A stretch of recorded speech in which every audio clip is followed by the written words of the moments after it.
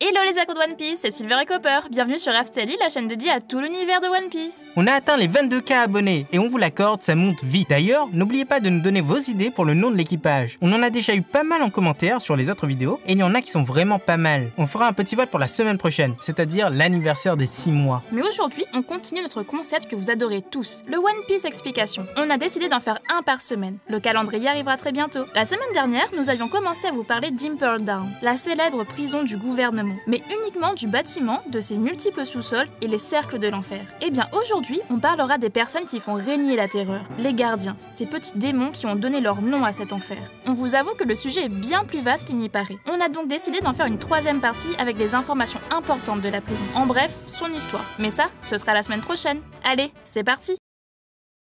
Quelle que soit l'institution qui vous intéresse ou qui vous séquestre, il y a une seule chose qui fait sa renommée, sa gloire, sa notoriété à travers le monde entier. Ce sont ses employés. S'ils sont faibles et incapables, cette institution ne sera pas respectée. Mais s'ils sont forts et intransigeants, elle sera respectée et crainte. Mais le cas d'Impel Down est tout autre. Jamais en ce monde, vous ne croiserez d'employés aussi dévoués à leurs tâches, aussi méticuleux, mais surtout aussi compétents pour la torture. Alors faisons-leur honneur ici. Petit 1, les gardes lambda. Pour commencer, allons voir le bas de l'échelle, les simples gardiens, ou comme on les appelle dans le milieu, les sadis. Ils sont très nombreux, et leur rôle est de maintenir le calme dans la prison. Enfin, par calme on veut dire contenir les prisonniers récalcitrants. Ils sont le plus souvent armés d'un fusil ou d'un trident, et en fonction des différents niveaux, leur uniforme change. Celui le plus commun est composé d'un képi, d'une chemise blanche, d'un costume beige et d'une cravate noire. Un autre type de costume correspond plus à leur action. Portant une longue tunique beige, une cagoule bordeaux, il ressemble à tout point à un bourreau. On notera aussi la présence de deux sous-unités de ces gardes. L'unité bazooka, ce sont exactement les mêmes mais armés de bazooka. Leur principale utilité est de mater les émeutes et les prisonniers un peu trop puissants. Et la seconde est une unité de médecins. Comme leur grade n'est pas connu, on les nomme ici, mais on les considère un peu comme une catégorie à part. Au rez-de-chaussée, ils s'occupent de la maintenance, de la vidéosurveillance à tous les étages, de la communication avec les gardiens et les navires arrivant ou quittant les lieux. Et enfin, du contrôle des portes de la justice. Ils sont capables de l'ouvrir ou de la fermer à distance selon les ordres qu'ils reçoivent.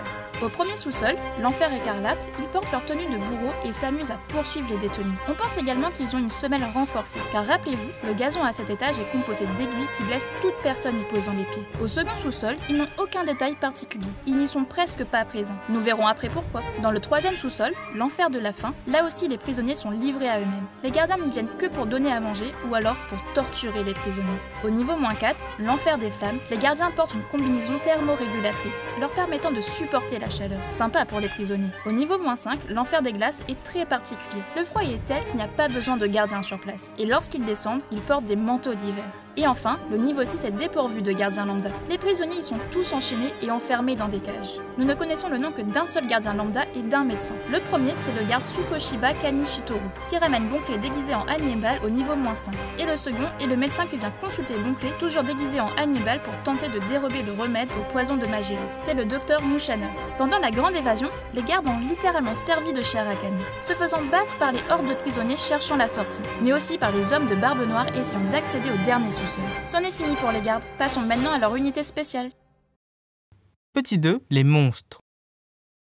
Pour nous, la vraie puissance armée de cette prison ne se situe pas dans ses nombreux soldats, mais dans ces fameux démons sillonnant toute la prison. Et on les détaille ici. Au niveau 1, nous avons les fameux Blue Gorilles. Ces gardes sans sentiment, mais uniquement mus par une volonté de violence. Ils portent en permanence une combinaison bleu clair qui cache leur corps et leur visage. Celui-ci n'a jamais été révélé. Leur chef est Saldef, dont on parlera plus tard. En cas de besoin, celui-ci peut les envoyer aux autres niveaux. Dernier point intéressant sur eux, ils sont assez forts pour sortir de la prison et aller chasser des monstres marins pour le repas. Au niveau 2, c'est là que ces monstres ont toute leur utilité. Car n'oubliez pas, ce niveau se nomme l'enfer des bêtes démoniaques. Et ils y sont légions. Commençons par les plus courants, les manticores, ces bêtes à corps de lion et à tête d'homme. Ils sont connus pour deux choses, leur amour de la chair humaine, mais également leur capacité à répéter des mots sans comprendre leur sens. Ça donne des situations assez bizarres. Les scorpions puzzle, aperçus très brièvement, ce sont une race particulière capable de s'assembler pour donner vie à un mille-pattes géant. Et comble de malheur, ils sont extrêmement vénéneux. Le basilic, fameux monstre à corps de poulet et à tête de reptile.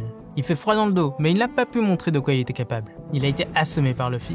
Et enfin, le fameux Sphinx, chef de ce niveau. Comme pour les manticores, il imite les mots qu'il entend sans les comprendre. Il est le chef de ce niveau, gardant le chemin vers le niveau 3. Il a une force légendaire et assez étonnamment, il arrive à déchirer un filet en granit marin. Ce point reste un mystère pour nous. Les prisonniers ont tellement peur de ce monstre qu'ils n'osent même pas sortir de leur cellule, de peur d'y laisser leur vie. Au niveau 3, l'enfer de la faim, il n'y a pas de monstre en stationnement fixe, mais les Blue Gorilles peuvent y être envoyés en cas de besoin. Comme nous l'avons dit précédemment, le fait qu'il n'y ait aucun gardien est expliqué par la chaleur écrasante, mais aussi par le fait que les prisonniers sont affamés en continu, ayant juste assez de nourriture pour survivre au calvaire. Qui arriverait à faire une révolte dans cet état? C'est la même chose pour le niveau 4, l'enfer des flammes. Aucun monstre n'y est présent en permanence, mais il est quand même bon de noter que la plupart des tortures sont affligées à ce niveau. Au niveau 5, une unité de monstres tient place, et c'est l'un des plus horribles de la prison, la meute de loups blancs. Ils sont considérés comme un des deux grands dangers de ce niveau après le froid, et empêchent les prisonniers de quitter leur cellule, sous peine de finir en pâté pour toutou. Si toi aussi tu veux pas finir en pâté pour toutou, laisse un pouce bleu. Ces monstres sont si affamés qu'il est dit qu'ils sont capables de dévorer le sphinx quand ils sont en meute. Ça fait froid dans le dos. Et enfin, pour le niveau 6, il n'y a strictement rien. Pas de monstres qui surveillent les lieux. Enfin, à une exception près, qu'on voit tout de suite d'ailleurs. Petit 3, les gardes démoniaques. Ces créatures sont une catégorie entièrement à part. Mais pourquoi? Eh bien c'est simple, ce ne sont ni des monstres ni des humains. Enfin, plus précisément, ce sont les deux. Les gardes démoniaques sont des êtres humains ayant mangé un fruit du démon du type Zoan. Et selon Crocodile, ils se sont éveillés et ont laissé le fruit entièrement les dominer. De ce fait, ils se retrouvent avec une puissance surhumaine, une vitesse remarquable et une faculté de régénération incroyable. Mais la contrepartie, c'est qu'ils en perdent la tête, ne vivant que pour la violence. Ça colle bien avec l'esprit d'Impel Down. Après l'ellipse, ils sont au nombre de 5.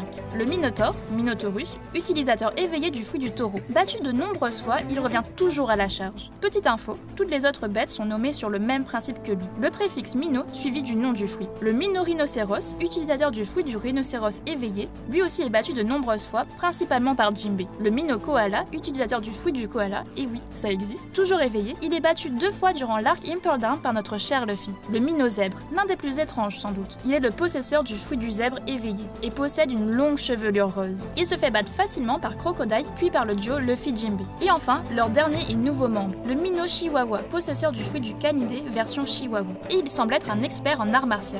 Il est uniquement aperçu dans une cover avec ses autres collègues 2 ans après la grande évasion. À la tête de cette équipe, on a un être humain. Il fallait bien une personne avec toute sa tête pour diriger. C'est Sadie Chan. Tout de cuir vêtu, elle se promène toujours avec son fouet et n'hésite pas à l'utiliser, autant sur les prisonniers que sur ses petits joujoux, les monstres démoniaques.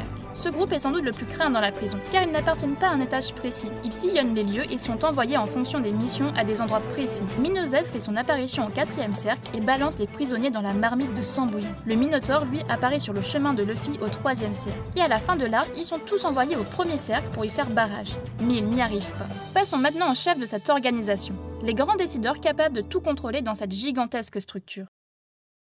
Petit 4, les cadres de la prison.